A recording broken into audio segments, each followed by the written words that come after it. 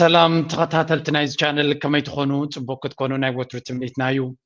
لومون كم وترو العلا قداس نزلهم زبلنا يم تحستوتات حيزنا لكم قريبنا لنا أبزبنا دونالد ترامب بفلاي نيروباጫው ከብላ ጀሚሩሎ ምክንያቱ ዶናልድ ትራምፕ በፍጹም እንታይ ክገብርዩ ኔክስት ስቴፕ ናቱ እንታይ ክኸውን ንኽትግምቶ ዝኸበደ መራሒ ዝበሃል ዌልካም ቱ ዘ ትራምፕ ኢራ እዩ ዝበሃል ዘሎ ኤሮጳ ድማ ድሮ ብኩሉ መንገዲ ብዛዕባ እዚ ጉዳይ እዚ ለይቲ መዓልትን ክዛረብ ጀሚሮም ኣለዎ ኣብ ዝሓለፈ ተርሚናቱ ዳርጋ ላቅፂ ናይ ዶናልድ ትራምፕ ኮይኑ ነይሩ ኣብ ሚድያ ሎሚ ግን ናይ ዶናልድ ትራምፕ ነፍሱ ወከፍ ከዓል ዋላ ከም ዋዛ ዝበላ እውን ከም ሲሪየስ እያ ክትውሰድ ምክንያቱ እንታይ ክገብር ከም ዝኽእል ዕላማታት ናቱ ድሮ ግዜ ከየጥፈ ኣብ ቀዳሞት 24 ሰዓታት ብዙሕ ስራሕ ከሳልጥ ከም ዝቃለም ብዙሕ ኤግዜክቲቭ ሕግታት ወይ እውን ውሳኔታት ክሕልፍ በት ኤግዜክቲቭ ፓወር ናቱ ገይሩ ክሕልፍ ክኢሉ ስለ ዘሎ everything is serious right now. Okay, let's start here. Please ክሳብ መወዳእታ ምሳይ ፅንሑ ላይክ ምግባር ሰፖርት ምግባር ድማ ናይ ኩሉ ናይ ወትሩ ፃውዒትናን ከም ወትሩ ትገብርዎ ድማ ይኽእልና. Let's start here. If you make one bad bet, you can count yourself unlucky. If you make two bad bets, perhaps very unlucky. But three, then it's time to consider other possibilities. Maybe it's not luck or circumstance. Maybe you've been foolish. Exactly. እዚ ዘረባ እዚ ንኤውሮጳውያን ኣብ ርእሶምን ኣብ ገዝኦምን ኣብ ሃገራቶምን ዝቁሕቁሕ ዘሎ ዘረባ እዩ ሓደ ሰብ ሓንቲ ግዜ እንተተጋግዩ ሕማቅ ዕድል ክትብሎ ትኽእል ኢኻ ሓንቲ ግዜ ክጋገዝ ዘይክእል ሰብ የለን ፍጹም ሰብ ስለ ዘየለ ካልኣይ ግዜ እንተተጋግዩ ብጣዕሚ ዘይዕድለኛ ሰብ ክትብሎ ትኽእል ኢኻ በርእሲ እውን ኣይኮነን ሳልሳይ ግዜ እንተተጋግዩ ግን ብዛዕባ ዕድል ኣይኮነን እዚ ጉዳይ እዚ እንታይ ዳ ደይ መደይሉ ካብቲ ጌጉ ክመሃር ዘይክእል ሰብ ማለት እዩ እዚ ድማ ንኤውሮጳ እዩ ዘረባ እዚ ኤውሮጳ ሓደ ግዜ ክልተ ግዜ ሰለስተ ግዜ ኣይኮኑ ተጋጊዮም ልዕሊ 30 ዓመት እዮም ተጋጊዮም እቲ ጌጎም ክርሞ ኣይክእሉን እዮም ዶናልድ ትራምፕ መጀመሪኡ ስልጣን ይመፅእ የለን ኤክስኪውዝ ዝበሃል ድማ የብሎምን እቲ ኣብያት ናቶም ከርእየኩም እንዴ ኤክስኪውዝ ዋላ ዝኾነ ይኹን ከምዚ ስለ ዝኾነ ዝበሃል የለን ምክንያቱ ዶናልድ ትራምፕ ቅድሚ ሕጂ ፕሬዚደንት ነይሩ ከመይ ገይሩ ከም ዝሓዞም ይፈልጥዎ ነይሮም ሃንደበት ዝመፀ ብየማናይ ክንፊ ከይተፀበይዎ ዝመፀ ሰብ ኣይኮነን ሰብ እዚ እንታይ ዓይነት ፖሊሲ ከም ዘለዎ ዓመት ሙሉእ ግደፎት ናይ ዝሓለፈ 4 ዓመት ክመፅእ ከሎ ንኤውሮጳ ክቐፅዓ ምዃኑ ገለ ከም ዝገብር ምዃኑ ብኣፍ ይዛረብ ነይሩ እዩ ስለዚ ክዳለው ግዜ ነይርዎም ወላ ሓንቲ ዝጭበጥ ነገር ከይገበሩ መፅዎም ክዛረቡ ጥራይ ብላ ብላ ብላ ብላ ክብሉ መፅዎም እንጂ ናው ዶናልድ ትራምፕ ሲሪየስ ነቲ ረብሓ ሜክ ኣሜሪካ ግሬት ብዘይገድስ ኤውሮጳ እንታይ ክትከውን እያ ካልእ ዓለም እንታይ ክኸውን እዩ ኣሜሪካ ዝበለፀ ሃገር ክትከውን ክትክእል ኣለዋ ይተ ፕላን ከምኡ ስለ ዝኾነ ድማ ኩሉ እቲ ገንዘብ ኩሉ ይብልኒ ብዙሕ ገንዘብ ካብ ኩሉ ሃገራት ኤውሮጳ ገለን ናብ ኣሜሪካ ክውሕዝ እዩ ምክንያቱ ዶናልድ ትራምፕ ፅቡቅ ዲልስ ታክስ ውሑድ ታክስ ክትከፍሉ ኢኹም ኣብ ኣሜሪካ ኢንቨስት ግበሩ ተይልዎም ኣብ ኤውሮጳ ዘለዎ ካምፓኒታት ናብ ወይ ናብ እዮም ክኸዱ ናው እዚ እቲ ናይ ቢዝነስ ክደፍዎ ናይ ዲፈንስ እዩ ትዛዓበየ ወዳዛድ እዚ እንታይ ማለት እዩ ኣብ ዳቮስ እቶም ኩሎም ምሁራት ዝበሃሉ ኣብቲ እከብሉ ዋዕላ ዝተዘርበ ዘረባ ክንሰምዕ ኢና Which frankly sums up the case of Europe today. They outsourced virtually everything to other countries. Defense and foreign policy to the United States of America, energy supplies to Russia, and factory production to China. And the result is this. Europe is worried and nervous, unable to protect their own national interests. Just look at Ukraine. European leaders want Kiev to join their union, the EU. Kiev... So comes in the ዘለና መራሕቲ ናይ ኤውሮጳ ናይ ብሓቂ ዘተሓሳስብ ደረጃ እዩ ኩሉ ነገር ካቢዶም ወፃኢ እዩ መብዛሕትኡ እቲ ነገራት ንኤውሮጳ ከትሕና እዩ ዝበሃል ዘሎ ካቢዶም ወፃኢ እዩ ድሓን እዚ ዘረባሳ ትብሎ ዘላ ኣብ ካልእ ግዜ ክንሪኦ ስለ ንኽእል ኣብዚ ለንቀነድ ዝረብ ዘሎ ኣዛረባ ርእሲ ዘሎ ኩናት ኢና መጀመርያ እቲ ኩናት እውን መረዳእታ ክህልወና ኣለዎ ኣብ ምንታይ በፂሕ ኣሎ ሕራይ ዶናልድ ትራምፕ መፂኡ ገለ በሃል ኣሎ ወርስ ሃፐኒንግ ብዛዕባ እቲ ባትል ግራውንድ ኣብ ራሽያን ዩክሬንን ዘሎ Top story tonight is about Ukraine. Its war with Russia has reached a bad place. After nearly 3 years of relentless Russian assaults, the front line of this war-torn country is on the brink of collapse. Daily, Ukrainian forces are losing ground to Russian attacks. Servicemen are breaking ranks over calls to continue fighting, and soldiers are abandoning the front lines. Now, facing setbacks, desertions in the process... So, እንታይ ዝብሉ ዘሎ ዩክሬን እቲ ቅድመ ግንባር ናቶም ኣብ ዝለዓለ ሓደጋ በፂሑ ኣሎ ዶናልድ ትራምፕ ምናልባት ፖሊሲ ይቕይር ከውን ወይ ገለ መለ ይብሉ ነይሮም ዋላ ሓንቲ ተዛረባ ኣብታ ኢናጉሬሽን ስፒች ብዛዕባ ኩናት ናይ ዩክሬን ጠቕላላ ይጠቐሶን ስለዚ ደገፍ ክብዲ እዩ ገለ መለ ቀደም ከም ዶናልድ ጆ ባይደን ኣብዚ ዝወፁ መድረኽ ምስ ዩክሬን ኩሉ ግዜ የለና ዲሞክራሲ ዲፈንድ ክንገብርና የለን ከም ዶናልድ ትራምፕ ብዛዕባ ዩክሬን ዝበሃል ቃል ከውፅእ ኣይከኣለን ኣሎ ክሳብ ሕጂ እዚ ከዓ ዩክሬን መርዲ እዩ ምክንያቱ ሞራል ሰፖርት የድልዮም እዩ ሚሊታሪ ሰፖርት ድሕሪ ክመፅእ ዝኽእል መጀመርያ ብሞራል ብስነ ሓሳብ يوكرين خمزي خوينا يلك حجزهم كخلنا يروه لذي حدا ونجر انت واحد بزعبهم كم زي قداس نكيروا مالهم نتو كينات تو قبلو دي قالن اسك اسيل كاز جبر انه وحده زاربي كينات تو قبله يليغن بزعبا غداينا يوكرين حمامو خم زي كونه صبو غير غليص له مالو زلنسك بعلون زبلي كابو كي وصا ግን እትቀድመ ግንባር ኦፍ ኮርስ ተሰራዊት ኣብ ዩክሬን ዘሎ ክመውታ ይደልን ህጅ ስለዚ እቶም ወላ ሓለፍቲ ዝበሃሉ ዘሎ ህድማ ንናቶም ረብሓ ወይ ውን ኣብዚ ጉዳይ እዚ ግዳይ ክኾኑ ይደልን እዮም ዘሎ ዳርጋ ኣብ ናይ መወዳእታ ሰዓታት ስለ ዘሎ እቲ ኩናት ኣብዚ ግዜ እዚ ግዳይ ክኸውን ዝኽእል ዝደሊ ወታደር የለ ሓላፊ የለ ስለዚ እቲ ቅድመ ግንባር ኮላፕስ ክገብር ከም ዝኽእል እዮም ዝብሉ ዘለዉ ስለዚ we need to be careful ጭቡጥ ነገር ብሰራይ ክነግር ኢና ግን again እቲ ሓበሬታ እቲ ሚድያ ዝብሎ ዘሎ እቲ ኩነታት ኣብቲ ቅድመ ግንባር ዘሎ ኣብ ሲሪየስ ደረጃ በፂሑ ከም ዘሎ ይዝርገር ዘሎ እዚ ኩናት እዚ ንኤውሮጳ ሓደ ካብቲ ዝዓበየ ሓደጋ ናታ እዩ ባት እቲ ሓደጋ ኤውሮጳ ብኸመይ ጥምትዎን እዮም ነይሮም ንሳቶም ነቲ ዘሎ ሓደጋ ተፃዊርና ንራሽያ ንፑቲን ክንዓለ ክንክእል ኣለና ዝብል ኣጀንዳ እዩ ነይርዎም እቲ ኣጀንዳ ግን ክሰራሕ ይከኣልን ጥራይ ዘይኮነ ተጠምጢማ ናብ ነፍሶም ስለትመፅእ ዘላ እያ መራሒ ናይ ዩክሬን ኣብ ሓደ ፍሉይ ዋዕላ መፅኡ ዝተዛረበ ስሙስ ከምዚ In Switzerland, the meeting of the World Economic Forum, Ukraine's President Zelensky is speaking. Let's listen in. And all of Europe combined. And that's exactly the path of wars Moscow chooses to take. Putin signed a new strategic deal with Iran. He already had a comprehensive treaty with North Korea. Whom do they make such deals against? Against you. Against So Zelensky ናይ መወዳእታ ማለት እዩ ፍልይ ይብልዎ ከምዚ በቃ ፃዊዕትን ልመናን ብሕርቃን ዝተሓወሶ ብርቱዕ ቋንቋ እዩ ዝጥቀም ዘሎ እንታይ ዝብሎም ዘሎ መጀመርያ ኤውሮጳ መላገፁ ኮይና ኢና ይብሎም ፅኒ ኢለ ክስማዓኩም እየ ምክንያቱ ንፑቲን ክንስዕሮ ይከኣልናን ኣብዚ ሕጂ ቆሪፆማ ዘሎ ቢቢሲ እንታይ ዝብል ናይ ብሙሉእ ናብዚ ኤውሮጳ ንበሃል ዘለና ተኣኪብና ዘለና እዚ ዋዕላ እዚ ኣብ ስዊዘርላንድ ኣብ ዓመት ዝግበር ሓደ ካብቶም ዓበይቲ ናይ ቢዝነስ ሊደርስ መራሕቲ ሃገራትን ዳርጋ እቲ ዝዓበየ ዋዕላ ናይቶም ግሎባሊስትስ ወይ ከነ ዓለምና ብድሕሪ መጋረጃ ዘመሓድሩ ዋዕላ ናቶም እዚ ወፍ ዝብልዎ እዩ ወርልድ ኢኮኖሚክ ፎረም ዝበሃል ሓደ ካብቲ ነዚ ኩሉ ብድሕሪ መጋረጃ ዝግበር እዚ ኣብዚ ዋዕላ ዝእከቡ ሳቶም እዮም ቶም ቀንዲ ሃንደስቲ ናቱ ዝብል ዘረባ እውን ኣሎ ኣብ ዳቮስ ኣብቲ ናይ በረድ ቦታታት ኮይዶም እዮም ኣብኡ እዮም ዝቕንዩ ሓቲገ ናይ ሶምንዲ ናይ ገለ እዩ ስለዚ ኣብኡ ዝተዛረበ እዩ መብዛሕትኦም እቶም ኣብ ፖለቲካ ናይ ዓለም ፅልዋ ዘለዎም ኣብ ቢዝነስ ናይ ዓለም ኣብቲ ናይ ቀደም ማለት ኣብ ናይ ሕጂ ዘይኮነ ኣብ ናይ ቀደም ዓብ ፅልዋ ዘለዎም ኣብዚ ቦታ እዚ ይርከብ እዮም በዓል ኢሎን ማስክ ግን ነዚ ቦታ እዚ ኣይሳተፎን ንምባል ባይኮት ዝገበሮ ወይ ኣገይን ኢምፖርታንት ፕሌስ እዩ ብመንገዲ ናይ ፖለቲካ መራሕቲ ኤውሮጳ ብምልኦም ቀደም ባይደን ይመፅእ ነይሩ ካብ ኣሜሪካ ቶፕ ዲፕሎማት ይመፅእ ነይሩ ሎሚ ግን ኣይ ቲንክ ካብ ኣሜሪካ ዝዓበየ እውን ድመፆም ኣይመስለንን ለሲ እንታይ ከም ዝኾነ ሕጂ ኣብቲ ዘረባናት እዩ ፑቲን ምስ ኢራን ሓደ ዓብዪ ስትራቴጂካዊ ስምምዕ ገይሩ ኣሎ ከምኡ ድማ ኣቐዲሙ ምስ ሰሜን ኮርያ ገይሩ ነይሩ ንመን ምህራም ይብሎም ኣሎ ከፈራርሆም ደሊ ኮይ እዚ ምስ ኤውሮጳ ዘራኽብ የብሉን ዶናልድ ትራምፕ ንኤውሮጳ ክመፅእ ከም ዘይደሊ ፑቲን ናብ ኤውሮጳ መፅኡ ንኤውሮጳ ክወርር ከም ዘይደሊ ኩሎም ይፈልጡ እዚ ዘለንስኪ ግን ንምንታይ ይጥቀመሉ እዚ ንናቶ ኣጀንዳ ክጥቀመሉ እዩ ዝደሊ ነዚ እዚ ከም ምክንያቱ ተቂሙ እቶም ኤውሮጳ ነቲ ዘለዎም ደገፍ ኣብዚያ ዘረባ እዚያ ኣብዚያ ቆሪፆም ኣሎ ቢቢሲ ነቲ ዋይ ድማ ካብ በዓል ቢቢሲ ምርኣይ ብዙሕ ጥንቃቐ ከም ዘድልየኩም እታ ህዝቢ ክሰምዓ ዝደልይዋ እምበር እቲ እሱ ዝበለ ብርቱዕ ቋንቋ ኩሉ ኣላልዮም ኣለዉ ኣነ ግን ካብቲ ኦሪጂናል ተዛረበሉ ረኺበያ ስለ ዝነበርኩ I'm gonna give you ኣብዚ ነይራ ምስሊ ንመለስ of the century has come to an end and it has brought about a sea change in global affairs.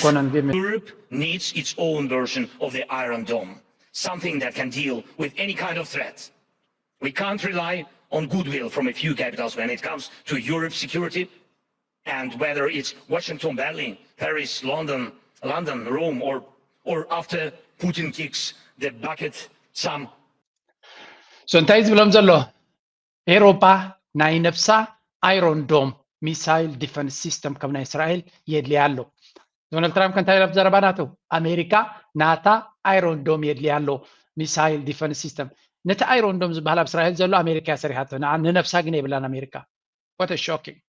ራሽያ ብመንፅሩ ኣዝዩ ብዙሕ ኤር ዲፈንስ ሲስተም ከም ዘለዋ አይሮን ዶም ናይ እስራኤል ምስ ዝወዳደር ካብኡ ዝበልፅ ከም ዘለዋ ይዝንቅል so ኣሜሪካ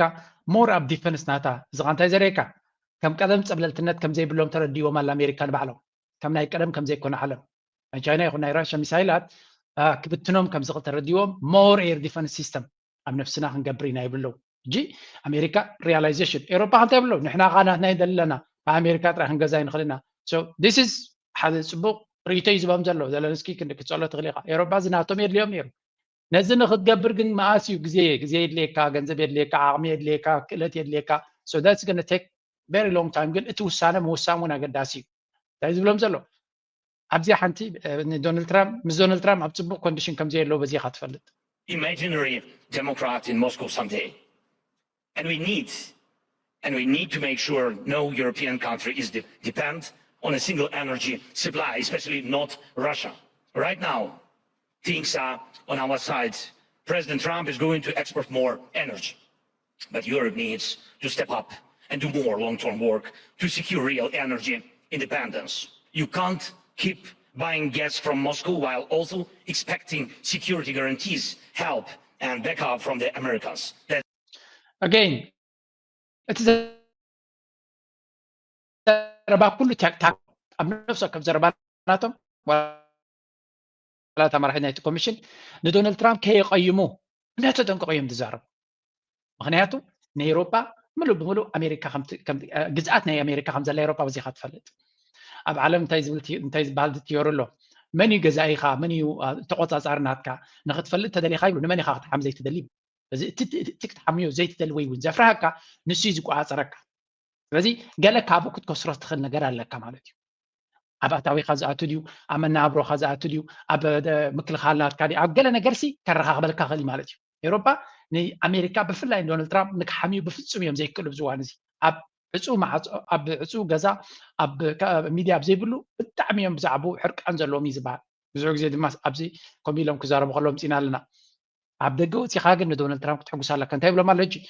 ኤነርጂ ሰዓት ንሕና ኣብ ፑቲን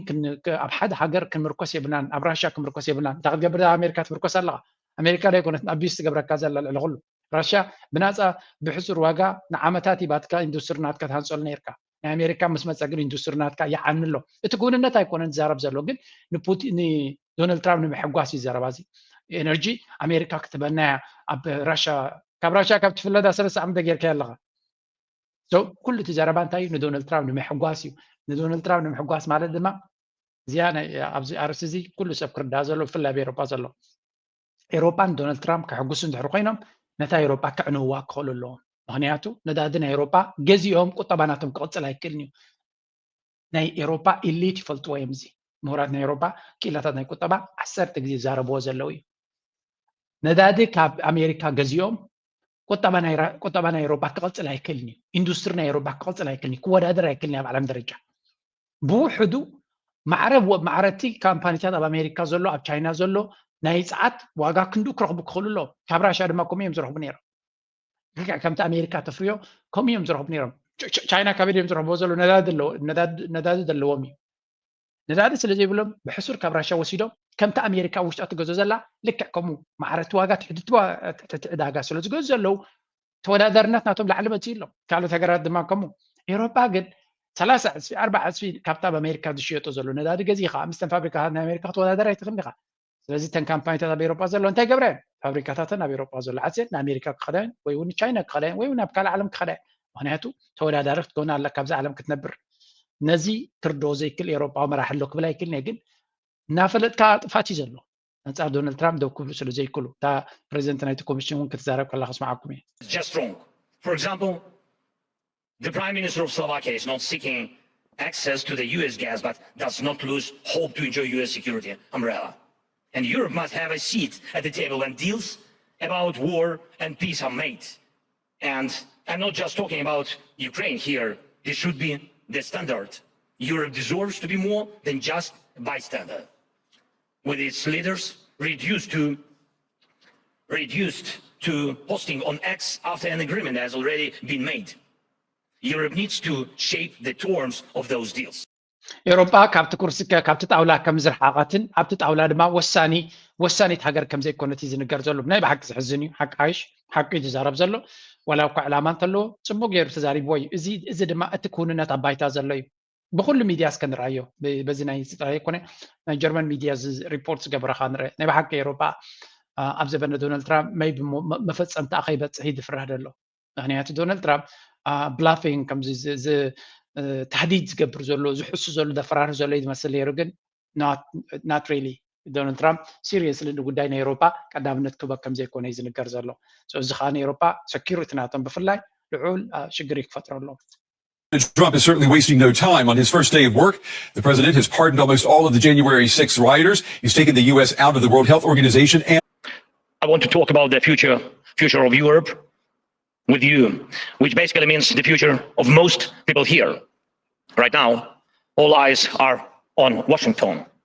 But who's actually watching Europe at the moment?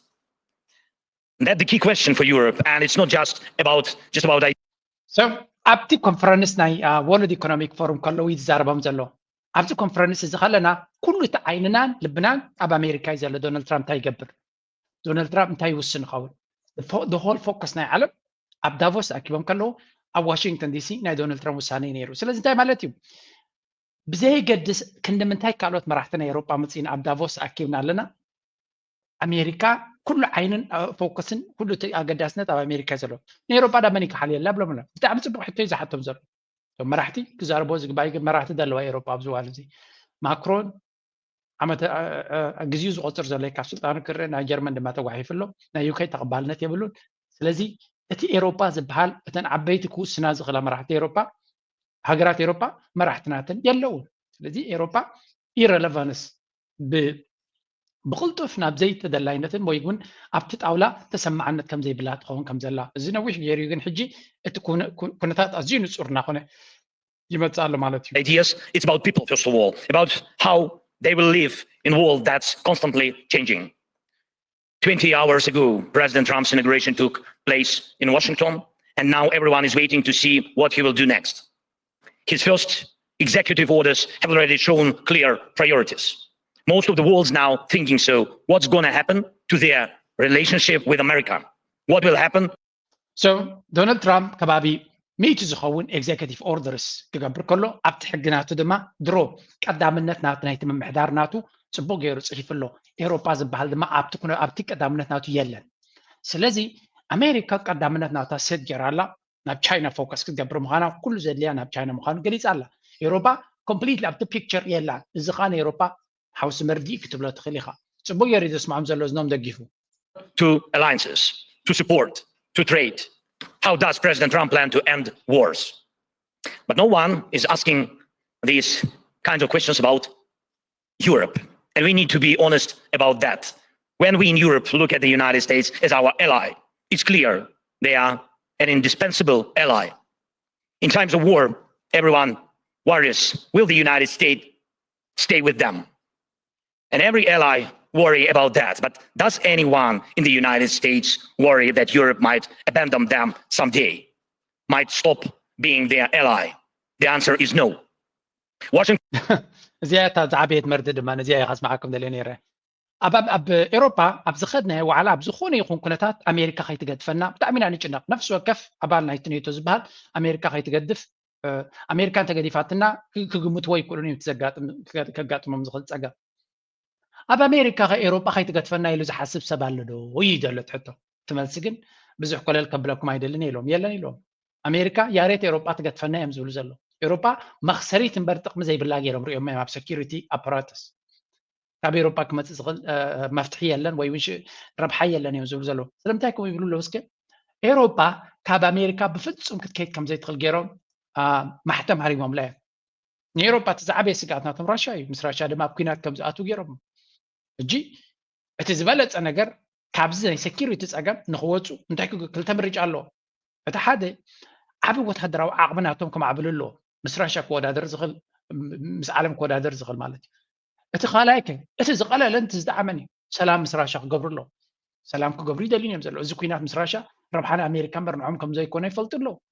ስለዚ ሰላም ክገብሩ ከም ዘይደልዩ መራሕቲ ድማ ምፅኦም ኣለዉ ኣሜሪካ ደምፅኣቶም እዮም እቶም መራሕቲ ኣብ ኤውሮጳ ሕብረት ኮሚሽን ሰላም ዝበሃል ከውፅኡ ዘይደሊ ካብ ኣፍ ስለዚ ንኤውሮጳ ቤላ ገይሮም ሓቲሞምላ ይኸዱ ኣለዉ ልክዕ ከምቲ ንካልኦት ሃገራት ዝገብርዎ ዝነበሩ ኣብ መወዳእታ ንሓትሕትካ ምብልላዕ ስለተጀመረ ንኤውሮጳ ክንበልዓ ንርላ ንኣሜሪካ ማለት እዩ እቲ ሕቶ ኤውሮጳ ካብ ዝናበይ ይኸዱ ኮኑ this is going to be a very interesting development ኣብ ዝቕፅል ክርዮ ኢና ምክንያቱ ንዓለም ኤውሮጳ ነፍስ ወከፍ ሃገር ናታ ረብሓ ንኣብነት ዶናልድ ትራምፕ ቀዳምነት ናቱ ቻይና ኢሉ nothing surprising ንቻይና ዘገርም ነገር ኣይኮነን ቻይና ልዕሊ ማንም ተዳልዮም ኣለዉ ወታደራዊ ዓቕምናቶም ካብ መዓልቲ ናብ መዓልቲ ብሬክ ትሩ ሓንሳብ ብመራኽቦም ሓንሳብ ብሚሳይላቶም ሓንሳብ ብሃይፐርሶኒክ ሓንሳብ ብሮቦታት ሓንሳብ ብድሮናት ቀፃሊ ፍሉይ ቴክኖሎጂ ኣብ ወታደራዊ ዓቕምናቶም ዘርኢ ፀብለልትነት ናቶም ቀፃሊ እዮም ዘርኢ ዘለዉ ስለዚ እንታይ ይመፅኦም ኣለዉ ሃገራት ተዳልየን ኣለዋ ራሽያ እዚ መፅኦም ዘሎ ኩነታት ስለ ዝረኣዩ 30% ድዩ 20% ናይ ጂዲፒ ናቶም ኣብ ምክልኻል ገይሮም ኣለዉ ቢኮዝ ሓደጋ ክመፀካ ከሎ ንዑ ዝኸውን ምድላው ክትገብር ክትክእል ኣለካ ኢራን ሰፊሕ ዝኾነ ወታደራዊ ምድላው ትገብር ኣላ ካልኦት ሃገራት ኩለን ሃገራት ብዓቕመን ኤርትራ ብዓቕመ ወታደራዊ ምድላው ኣለዋ ዋይ ሓደጋ ክመፀካ ከሎ እናጣቃዕካ ኣይኮንካን ትፅበዮ ንስኻ ትኽእሎ ዘበለ ምድላው ክትገብር ኣለካ ወዲ ኣላየንስስ ዝምድናታት ሽርክነታት ዲፕሎማሲ ኩሉ ኣድላዪ ግን ብመሰረቱ ንስኻ ትቆፃፀሮ ትኽእል ሓይሊ እንታይ እዩ ኣካላትካ ሃገርካ ሓይልኻ ክትሃንፅ ክትክእል ኣለካ ኩሉ ዓይነት ወታደራዊ ሓይሊ ጥራይ ኣይኮነ ቁጠባዊ ሓይሊ እውን ክትሃንፅ ኣለካ ስለዚ ንነብስኻ ናፃ እናገበርካ ክትከድ ክትክእል ኣለካ ካብ ብዙሕ ነገራት ክትእለ ክትክእል ኣለካ ኤውሮጳ ነዚ ንነዊሕ ዓመታት ግዜ ነይርዎም ክገብሩ ኣይገበርዎም ቻይና ንኣብነት እንታይ ገብሩ ኣለዉ ብብዝሒ ዲጋታት ይሰርሑ ከም ዘለዉ እዚ ሃይድሮኤሌክትሪክ ፓወር ንምምንጫው ኣብ ሃገርን ብዙሕ ህዝብን ስለ ዘለዎም ከቢድ እንድዩ ግን ብዙሕ ዓበይቲ ዲጋታት ብዙሕ ገጅፍ ዝኾነ ፀዓት ከመንጭወሎም ዝኽእል በቲ ድማ ሶላር ድማ ከምኡ የለን ኣብ ኩሉ ሶላራት በትን እናበሉ ነቲ ነዳዲ ኣምላኽ ዘይሃቦ መተካእታ ናቱ ከምኡ ድማ ነዳዲ ንክንደይ ዓመት ዝኸውን ስትራቴጂክ ሪዘርቭ ኣለዎም ብዙሕ ነዳዲ ገዚኦም ዓቂሮም ከም ዘለዉ እዩ ዝንገር ዝኾነ እንተጋጢሙ ንክልተ ዓመት ድዩ ንሰለስተ ዓመት ቁጠባ ናይ ቻይና ክርበሽ ከም ዘይክእል ዓቂሮም ከም ዘለዉ እዩ ዝንገር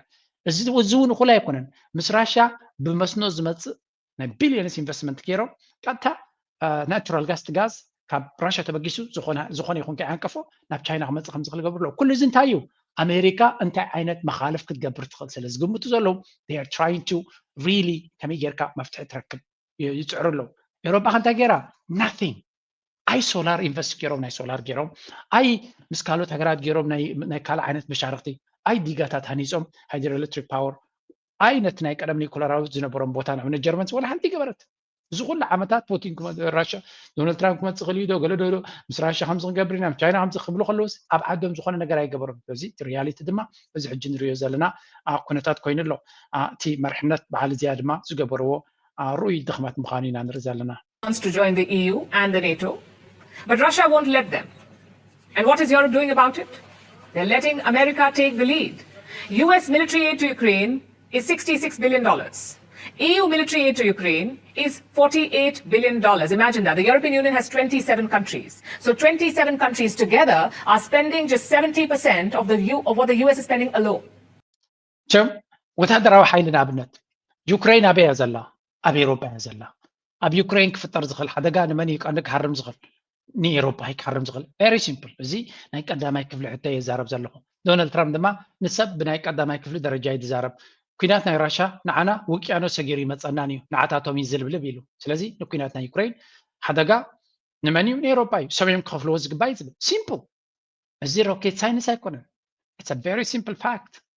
እቲ ሰኪሪቲ ፀገም ብድሆ ንኤውሮጳ ተኮይኑ ስለምንታይ ኤውሮጳ ዘይከፍልዎ ይብሎም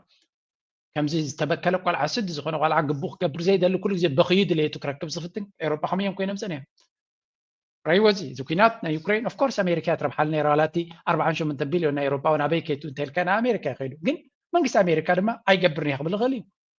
ጆ ባይደን መጋበርያ ናይቶም ናይ ኣፅዋር ዘፍርያ ካምፓኒታት ስለ ዝነበረ እዩ ይጅልቦ ነርቲ ገንዘብ ዶናልድ ትራምፕ ከምኡ ገብር ድሌት የብሉም ስለዚ እቲ ኩናት ዘፍርሃኩም ስቃት ኣለኩም ኮይኑ ክፈልዎ ባዕልኩም ብሎም ኣሎ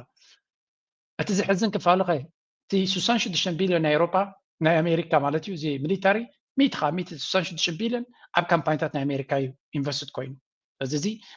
ካብ ናይ ኤውሮጳ 48 ቢልዮን ድማ ክንደይ ክፋል ናቱ ብውሕዱ ፍርቂ ናቱ ልዕሊ ፍርቂ እውን ክኸውን ይኽእል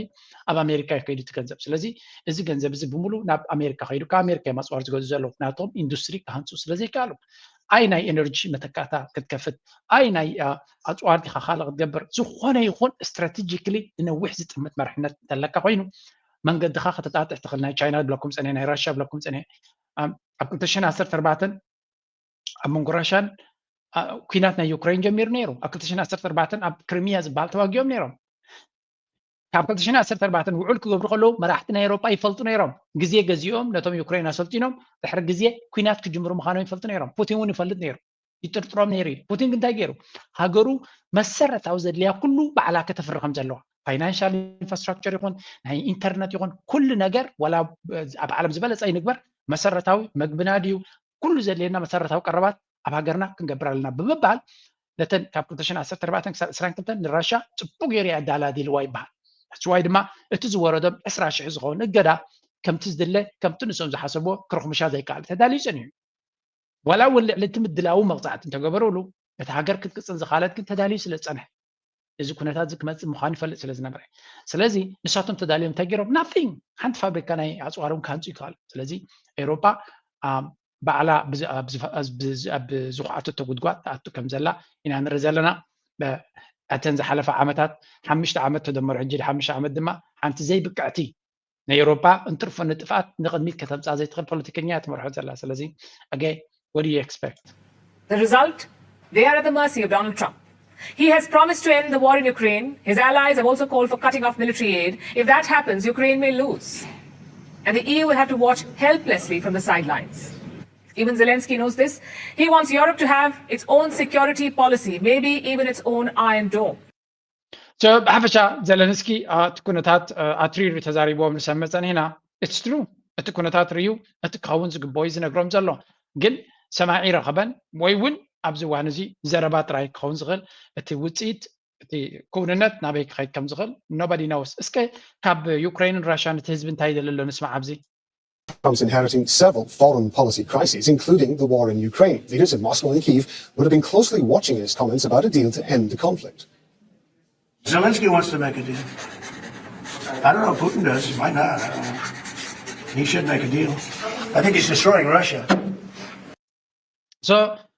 ንግረ መንገዱ ካልእ ስርሑ እናሰርሐ ከሎ ዶናልድ ትራምፕ ብዛዕባ ተዛሪቡ ነይሩ ዘለንስኪ ናይ ሰላም ድሌት ከም ዘለዎ ነጊርኒ ኣሎ ፑቲን ካ ክገብር ኣለዎ ስለዚ ዶናልድ ትራምፕ ስትራቴጂ ይጥቀም ዘሎ ባይ ወይ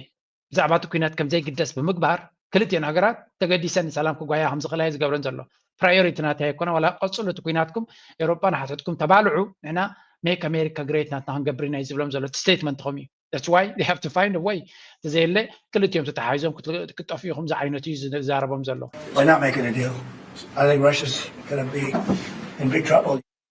Yulia Shapovalova is in Moscow. First, we're going to go to Imran Khan in Ukraine's capital, Kyiv. So I understand Ukraine's president has been saying that the Trump presidency is a good opportunity for peace. It might not be the kind of peace that Vladimir Zelensky actually wants. What's the mood like?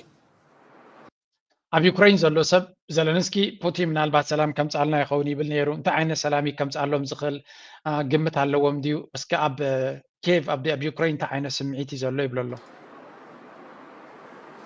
Well, remember, Donald Trump famously said that he was going to end the war in 24 hours. That was actually met with surprise, to use a very polite word, from a lot of observers at the time. It was a campaign slogan. Now he's in power, and no mention of Russia or Ukraine in the inauguration speech. In fact, that soundbite that you just heard only came about because he was asked a question by a journalist in a press conference. Is it giving us a clue as to what his future strategy might be? He understands that Vladimir Putin might not be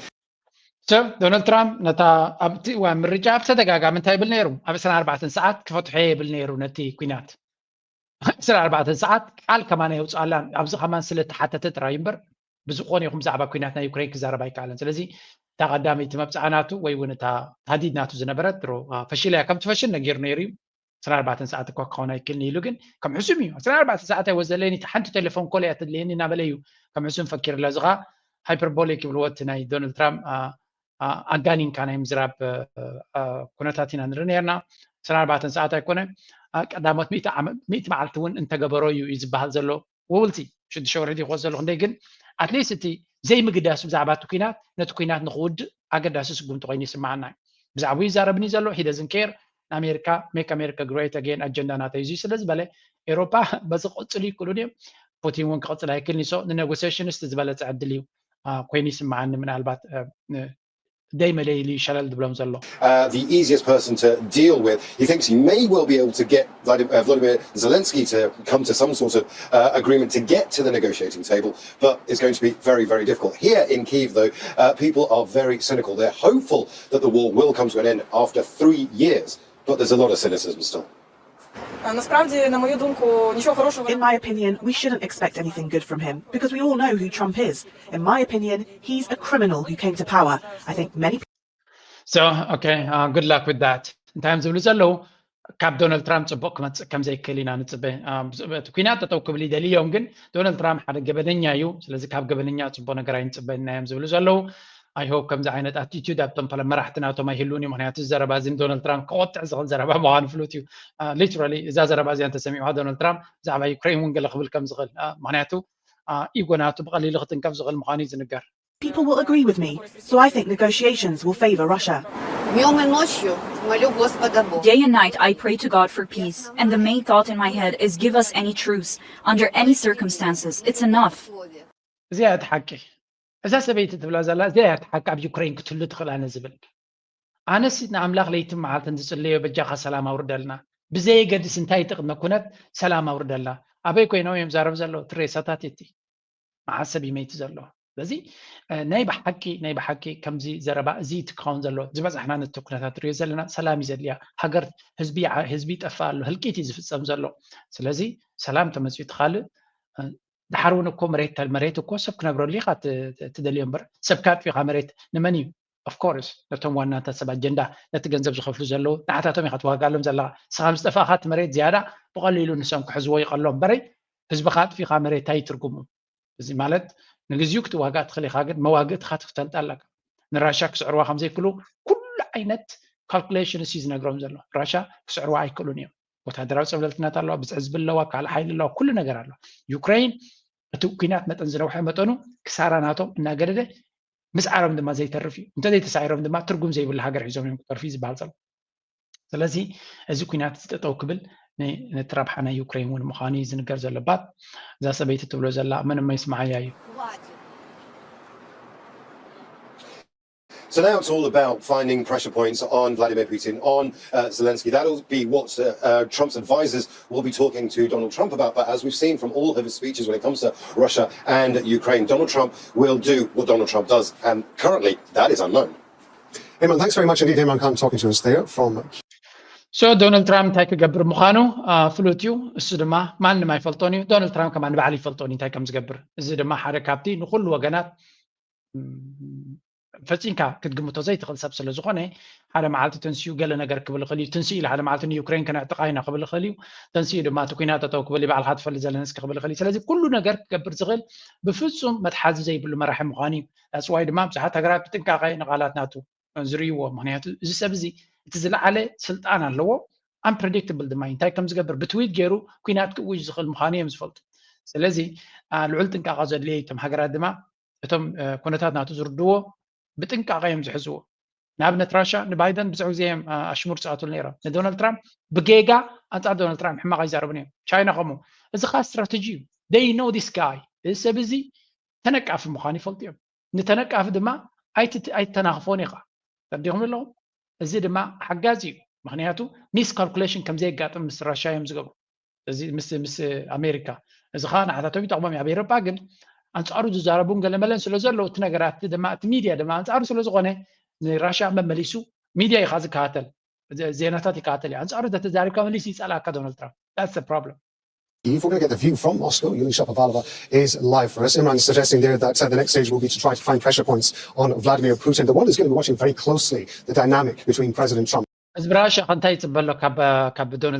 and President Putin, given the relationship they had, of course, during Trump's previous presidency. What's been the reaction in Moscow? Well, first and foremost, a lot of anticipation in the air here right now. Everybody's waiting for a meeting, for a telephone call first, of course, between Trump and Putin. The preparations for it are underway, as we understand. In the meantime, the Russian president congratulated Donald Trump on his presidency and said that Russia was ready for talks with the United States on the conflict in Ukraine. أزي حركة كابتي كونتاتي ندونالد ترامب ስልጣኑ ምስተቀበለ ብቪድዮ እንኳ ሓጎሰካ ድሕሪ ብዙሕ ዘጋጠመካ ብዶ እንኳ ሓጎሰካ ብምባል ቭላድሚር ፑቲን እንኳ ሓጎሰካ ኢልዎ ኣሎ ወሲኹ ድማ we are ready ንስኻ ሬዲ ብዝኾንካሉ we are ready ኢልዎ ኣሎ ስለዚ እቲ ኔጎሲዬሽን ዝተካይድ ንዶናልድ ትራምፕ ነቲ ኣጀንዳ ናቱ ብምሉእ ነቲ ኣጀንዳ ናቱ ንዶናልድ ትራምፕ ምስ ራሽያ ሰላም ዘድልዮ ምክንያቱ ንሱ ሜክ ኣሜሪካ ግሬት ማለት ኣብ ኩናት ክትከውን ኣይክእልኒ ወታደራዊ ዓቕሚ ናይ ኣሜሪካ ተዳኺሙ ከም ዘሎ ዝነግር ዘሎ ክትሃንፆ እተኮይንካ ግዜ ዘድልየካ ኣብ ኩናት ከለካ ይኮንካ እንትሃንፆ ስለዚ ሰላም ክትረክብ ክትክእል ኣለካ ንቻይና ክንቅርቅራ ኢና እንድሕር ኮይኑ ስትራቴጂ ናትካ ስለዚ ዶናልድ ትራምፕ ካብ ኩናት ናይ ዩክሬን ረብሓ ክህልዎ ኣይክእልኒ that's why እቲ ጉዳይ ንኤውሮጳ ዓብይ ጭንቀት ፈጢርላ ዘሎ at the end of the day ኤውሮጳ ንዶናልድ ትራምፕ ኣብ ዝሓለፈ ፅቡቅ ስለ ዘይገበርዎ ኣብ ልዕሊኦም ድማ حنا خمزلو أبزي ميديا ناي فرنسا a new golden age for America in his inauguration speech, where he also hammered on a number of his favorite themes, such as immigration, tariffs, and America's relationship with foreign countries. While not quite as dark as his notorious American carnage speech of 8 years ago, Trump painted a grim picture of an America that he says needs to be fixed and promised to do so under his watch. Sometimes Donald Trump na America amtsgan kugwaye mukhanu ሃይለናቱ ንኣሜሪካ ጎልደን ኤጅ ወርቃዊ ዘበን ናይ ኣሜሪካ ኣብ ትሕትናቱ መርሕነት ጀሚሩ ከም ዘሎ ካብ ቀዳማይ ሰዓት As long as we have total victory, we do it without fighting. Through our power and might, we will lead the world to peace. Our friends will respect. እንታይ ዝብል ዘሎ ንዓለምና ብውጋ ኣይኮንና ክንስዕራ ይብላ ኣሎ ብቁጠባናን ብገንዘብናን ብዓቕምናን ሃይሊ ብምህላው ኢና ክንመርሓ ብኩናት ብምስዓር ኣይኮነን እዚ ከዓ ኣብ ኩናት እያ ዘለታ ኤውሮጳ ኣብዚ ኩናት እዚ ኢዱ ክእቱ ከም ዘይክእል እውን ብዝተፈላለየ ተዛሪቡ Our enemies will fear us, and the whole world will admire the unrivaled greatness of the United States military. And this is going to be the dawn of the golden age of America. This is the golden age of America, and tonight I'm filled with optimism for what lies ahead over the next 4 years. Now, US President Donald Trump, in a speech at his inauguration yesterday, announced a series of immediate executive orders to put into effect his election pledges. These range from immigration to the economy to foreign policy, and most were expected. For more on this, I'm joined by our international affairs editor, Philip Turl. Philip, what for you were the main takeaways from the speech? Right. So, ብሓፈሻ እንታይ እዮም ዝብሉ ዘለው ዶናልድ ትራምፕ ሙሉእ ብሙሉእ ንኣሜሪካ ከምታ ኣጀንዳ ናቱ ሜክ ኣሜሪካ ግሬት ኣጌን ኣብኡ ከተኩሩ ምዃኑ መብፅዓ ናቱ ንህዝቢ ኣሜሪካ ክሕውየሉ ቁጠባዊ ምብርባር ናይ ኣሜሪካ ዕብለላ ናይ ኣሜሪካ ንከረጋግፅ ስለ ዝኾነ ኩሉ እቲ ዝገበሮ ስጉምትታት ከምኡ ድማ ኢሚግሬሽን እስቲ ዶባት ናይ ኣሜሪካ ኣፅኒዑ ክኽልክሎ ምዃኑን ዘይሕጋዊ ስደት ጠጠው ከብሎ ምዃኑን ገበናት ኣብቲ ሃገራት ዝፍፀም ዘሎ ከጥፍኦ ምዃኑን ናይ ሓሽሽን ናይ ካልእ ብሜክሲኮ ከምኡ ድማ ብካናዳ ዝኣቱ ዘሎ ጠቕላላ ክርግጦ ምዃኑ እተን ሃገራት ተዘይተሓባቢረን ድማ ሰፊሕ ዝኾነ ታሪፍስ ወይ ከዓ ቅረፅ ክገብረለን ምዃኑ እዩ ስለዚ ዶናልድ ትራምፕ ኣብ መብዛሕትኡ ነቲ ውሽጢ ሃገር ዝበሉ መብዛሕታት ይሕልዎ ከም ዘሎ እዩ ዝንገር ዘሎ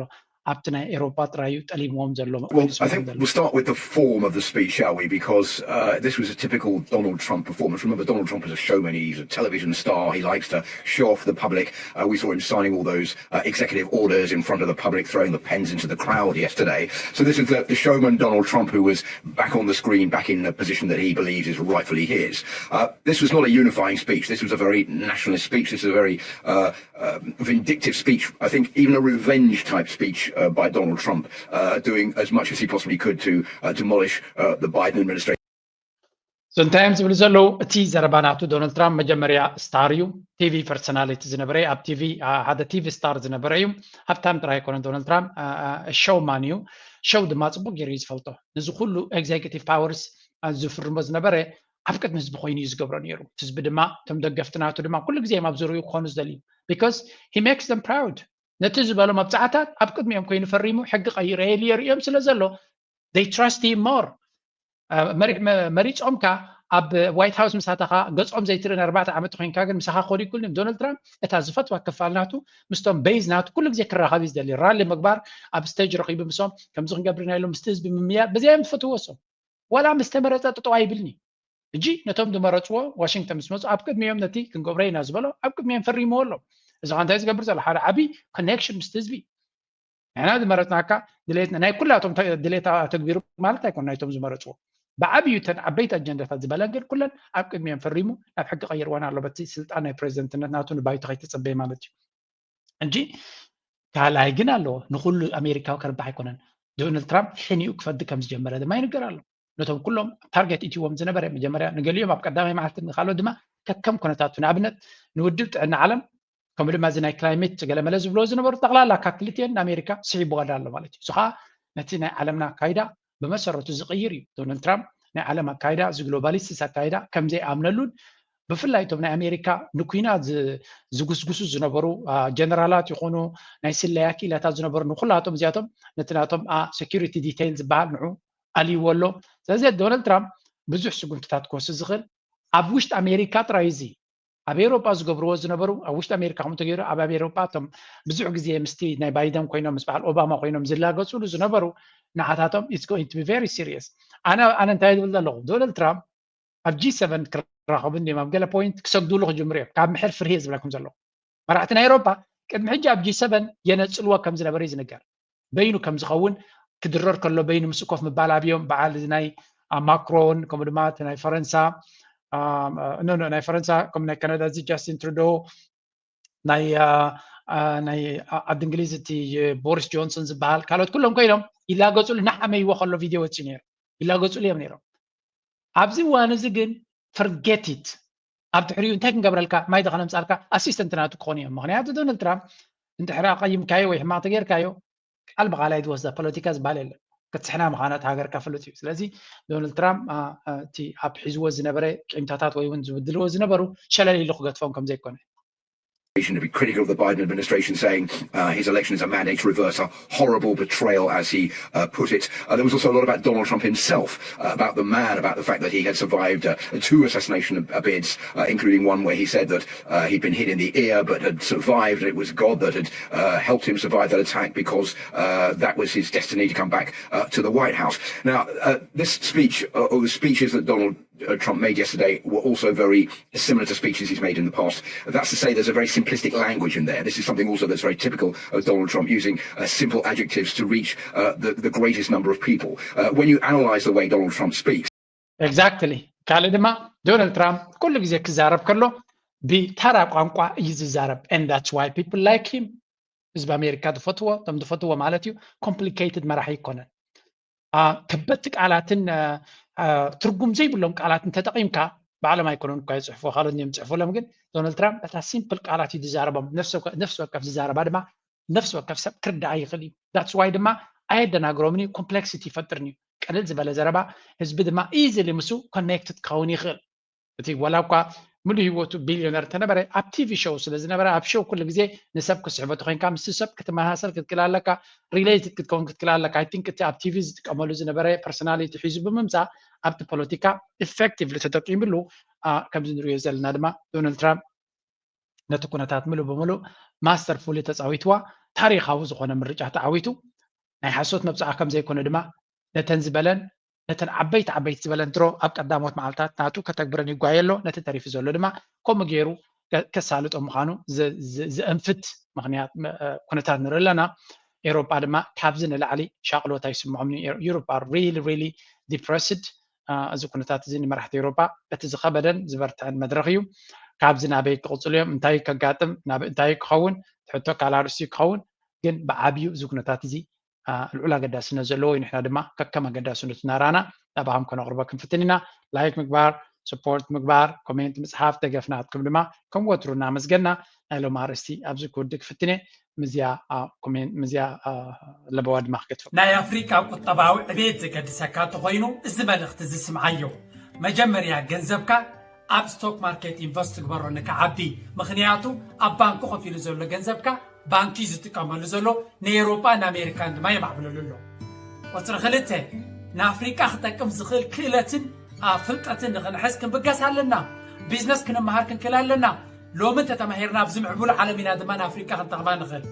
ቁፅሪ 3 ኣብ ኣፍሪካ ንሃንፆ ቢዝነስ ወይ ይኹን ካልእ ትካል መደብ ክህልወና ክኽእል ኣለዎ ነዚ ንክንገብር እቲ ኣብ ስቶክ ማርኬት ከምኡውን ኣብ ክሪፕቶ ኢንቨስት ንገብሮ ዘለና ፅባሕ ንግሆ ሒዝና ከይድና ኣብ ኣፍሪካ ኢንቨስት ምግባር ህይወት ናይ ኣፍሪካ ክንቅይር ንኽእል ኢና ነዚ ንምግባር ግን ሎሚ ስጉምቲ ወሲድና ክንመሃርን ስጉምቲ ክንወስድን ክንክእል ኣለና ነዚ ዝሕግዝ ኮርሳት ድማ ኣለና ተጠቐሙሉ ይብለኩም ታንክ ዩ ቨሪ ማች